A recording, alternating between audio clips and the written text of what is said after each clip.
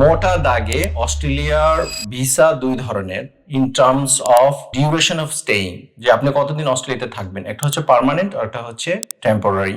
Permanent visa হচ্ছে আপনার, এটার সাথে কন্ডিশন হচ্ছে যে আনলিমিটেড আপনার লিভিং এবং ওয়ার্কিং রাইট, যতদিন পর্যন্ত যখন আপনি অস্ট্রেলিয়াতে ঢুকবেন সাথে সাথে আপনার যদি পার্মানেন্ট রেসিডেন্সি হয়, ভিসা হয়, তাহলে আপনি আনলিমিটেড টাইম পর্যন্ত এখানে থাকবেন, কোনো রেস্ট্রিকশন নাই, কোনো ওয়ার্কিং রেস্ট্রিকশন, কোনো কিছু নাই। এর বাইরে বাকি যত ভিসা আছে তাদেরকে আমরা টেম্পোরারি ভিসা বলি। এটা হচ্ছে ডিউরেশন অনুযায়ী আপনার ভিসা ডেফিনিশন।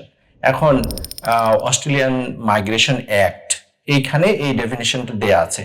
তার বাইরেও আমি যদি দেখি তাহলে আমরা বিভিন্ন ভিসার নাম শুনি, সেটা হচ্ছে যে আপনাকে কি গ্রাউন্ডে ভিসা দেওয়া হচ্ছে, বেসিসটা কি, ব্যাকগ্রাউন্ডটা কি, সেইটার উপরে বেস করে ভিসাকে ক্লাসিফাই করা হয়। প্রথম হচ্ছে আবারও সেটাকে টেম্পোরারি ভিসা একটা ভিসা, পার্মানেন্ট ভিসা আরেকটা, যে বেসমেন্ট হচ্ছে কত ডিউরেশন আপনি সেটা থাকবেন।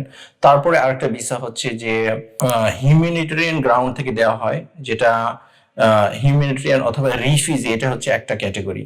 তো রিফিউজি অথবা হিউম্যানিটেরিয়ান গ্রাউন্ড কারা, যে রিফিউজি ভিসাটা হচ্ছে যে যদি ইউএন মিশন তাদের যে ডেফিনেশন আছে, যে ডেফিনেশন অনুযায়ী যদি কারো রিফিউজি হয়, সেটা নিজের দেশে রিফিউজি হতে পারে, অস্ট্রেলিয়ার ভিতরে হতে পারে, অথবা অন্য কোনো কান্ট্রিতে হতে পারে, সেটা হচ্ছে রিফিউজি ভিসা।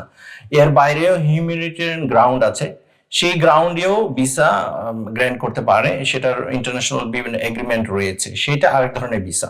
তারপরে যেটা একটা ভিসা আছে যেটা হচ্ছে প্রোটেকশন ভিসা। প্রোটেকশন ভিসা বলতে যে এই ভিসাটা হচ্ছে আপনি যখন অস্ট্রেলিয়ার ভিতরে ঢুকবেন, এরপরে যদি আপনার অস্ট্রেলিয়ার বাইরে যেতে চান, যেখানে আপনার থ্রেট রয়েছে, আপনার নেটিভ কান্ট্রিতে ফেরত যেতে চান যেখানে আপনার থ্রেট রয়েছে, সেই ধরনের থ্রেট থেকে আপনার লাইফ এবং লাইফকে সিকিউর করার জন্য যে ভিসা অ্যাপ্রুভাল সিস্টেম রয়েছে, যে ভিসা দেওয়া হয়, সেটাকে প্রোটেকশন ভিসা বলা হয়। সেই প্রোটেকশন ভিসাটা একটা কন্ডিশন হচ্ছে যে আপনাকে অস্ট্রেলিয়ার ভিতরে ঢুকে তারপরে এই প্রোটেকশন ভিসা অ্যাপ্লাই করতে হবে। তো যারা রাজনৈতিক আশ্রয় অথবা অ্যাসাইলাম অথবা এই ধরনের সিকিউরিটি গ্রাউন্ডে যারা ভিসা নিয়ে থাকেন, তাদের হচ্ছে এটাকে বলা হচ্ছে প্রোটেকশন ভিসা।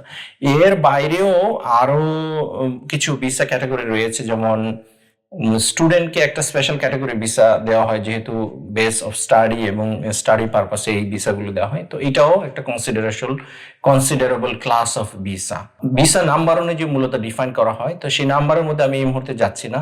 এর বাইরে আর দুইটা রেয়ার ক্যাটাগরি ভিসা দেওয়া হয়, যে একটা হচ্ছে যে আপনার যদি কখনো আপনাকে ডিটেনশন সেন্টারে অস্ট্রেলিয়ান ল এনফোর্সিং অথরিটি আপনাকে আদালতে উপস্থিত করার জন্য যদি কোনো ভিসা গ্র্যান্ট করে, সেটা স্পেশাল ক্যাটাগরি একটা ভিসা, সেটা ওরা অ্যাপ্লাই করে অথবা করে। তারপর আরেকটা স্পেশাল ক্যাটাগরি ভিসা আছে, যে কোনো কারণে আপনি ভিসা অ্যাপ্লিকেশন করেছিলেন, সেটা ফেল হয়েছে, যে অনলাইন সিস্টেমে এরর হয়েছে অথবা ডকুমেন্টারি কোনো একটা জিনিস আপলোড করতে লাস্ট মোমেন্টে ফেল করেছেন, পেমেন্ট ইস্যু হয়েছে, এই ধরনের ক্যাটাগরিতে আরেকটা ভিসা দেওয়া হয়। ওই সমস্ত ভিসাটার মূলত বলা হচ্ছে ব্রিজিং ভিসা। তো ব্রিজিং ভিসা সেটা হচ্ছে যে আপনি একটা ভিসা স্ট্যাটাস থেকে যখন আরেকটা ভিসা স্ট্যাটাসে যাবেন, তখন যে ব্রিজিং একটা ভিসা অ্যাপ্লাই করেছেন, সেটা শেষ করে আরেকটা মেয়াদ শেষ হয়ে যাওয়ার আগে আগে আপনি আরেকটা নতুন ভিসাতে অ্যাপ্লাই করবেন। সেই নতুন ভিসা পাওয়ার জন্য একটা ক্যাটাগরি ভিসা রয়েছে, সেটাকে বলে আমরা ব্রিজিং ভিসা। আর বাকি সমস্ত কিছুই, যে টেম্পোরারি ভিসার অধীনে ট্রাভেলিং ভিসা আছে, বিজনেস ভিজিটর ভিসা আছে, ট্যুরিস্ট ভিসা আছে, লং টার্ম হলিডে ভিসা আছে। তো এইগুলোর আসলে মূলত আমি যেটা বলতে চেয়েছি, অস্ট্রেলিয়ান মাইগ্রেশন অ্যাক্ট অথবা রেগুলেশন, অস্ট্রেলিয়ান মাইগ্রেশন রেগুলেশনের মধ্যে যে ডিফাইন করা আছে, সেইখানে মূলত ভিসা দুই ধরনের ক্যাটাগরির ভিসা দেওয়া হয়েছে। একটা হচ্ছে যে permanent visa, duration of time অনুযায়ী পার্মানেন্টলি আপনি থাকবেন, আর একটা হচ্ছে টেম্পোরারি ভিসা। বাকি সমস্ত কিছু টেম্পোরারি ভিসার অধীনে পড়ে।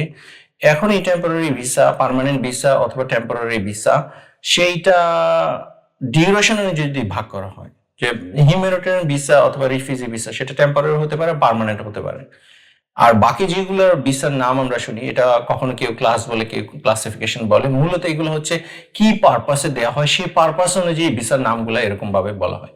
তারপরে রেগুলেটরি অনুযায়ী যেটা ভিসার ক্লাসিফিকেশন যেটা করা হয়, সেটা হচ্ছে যে নাম্বার দিয়ে করা হয়, যে ক্যাটাগরি, সাব ক্যাটাগরি এবং সেই নাম্বারগুলো থাকে, সেগুলো হচ্ছে রেগুলেটরি বিষয়। তো অনেক সময় আমরা সাউন্ডস যেটা কমিউনিটিতে অথবা নর্মাল পাবলিকলি যে টার্মসগুলা অ্যাভেলেবেল হয়, সে পাবলিক টার্মসের সাথে মূলত রেগুলেটরি বিষয়ের মধ্যে ভিসা কিভাবে দেয় হয়, সেটাই ছিল মূলত আজকের আলোচনার বিষয়বস্তু। তো প্রত্যেকটি ভিসা নিয়ে আমি phase by phase terms and condition কি ব্রেকডাউন করব। সে পর্যন্ত ভালো থাকবেন। আসসালামু আলাইকুম রহমতুল্লাহ।